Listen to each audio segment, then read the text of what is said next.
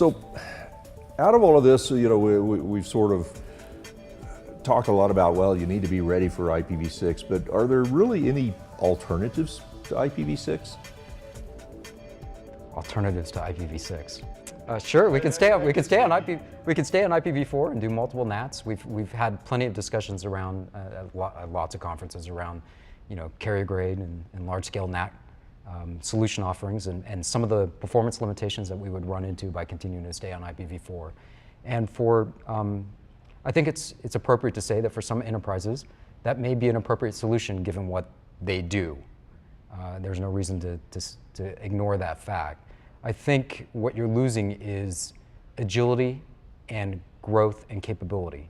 And if you're willing to give those things up, I would argue that's okay. And if you're in a long legacy life cycle for your business, or maybe your business is something that you know is going to be going away as apportionment, you're going to be selling it off something else, it can make sense to actually stay on v4. For those that want to grow, for those that want to gain new customers, for those that want to be inclusive and realize that mobile is the way things are going, the mobile space is probably the most rapid adoption of v6 that we've seen. And I think it would be a horrible mistake for enterprises to think that they don't have to grow in the v6 space to be able to overcome some of the limitations they're going to run into on the v4 space. I think the gaming industry certainly caught on to some of this from some of the discussions that I've seen happen in that space. Yeah, I think, speaking to an executive for a financial institution not long ago, I didn't have to say it. He had stated, he says, well, if we want to ensure that we get no more customers, that we don't innovate, that we don't have a competitive advantage, and that we don't grow and future-proof our network, let's stay where we are.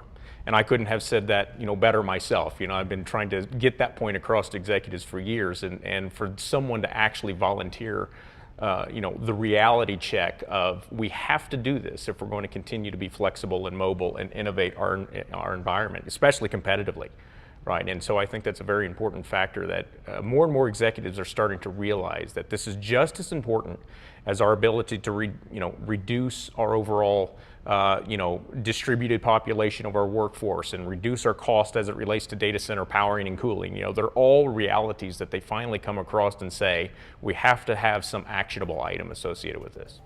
I think that's really the bottom line right there, with the executive quote that you gave, that if you're going to stay in business, if you're going to continue moving forward, IPv6 is really the only reasonable way of doing that.